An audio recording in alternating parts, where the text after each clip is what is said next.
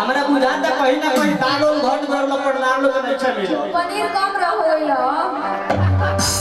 सही बात बता भैया, लेकिन हम जौन पनीर चलवैलिए भाई सब कोई के मिलल हनु कैसे मर्द होखे त मर्दानगी होखे के चाहिए आ ना सोना त घर में चांदी होखे के चाहिए। गोर भइल कौनो इग्रासन के परी ना होला आ करिए बता का हम मुंह पर पानी होखे के चाहिए है ना। तो हल्ला करके बोले कैसे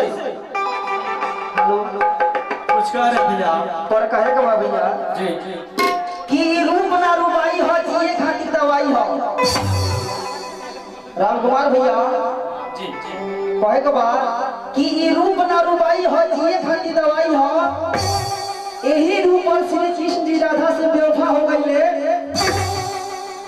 आ श्री रामचंद्र जी फुलवानी में लुभा गईले और रूप के धार इतना तेज हो कि कितना हीरो जाके रेल में कटा गई।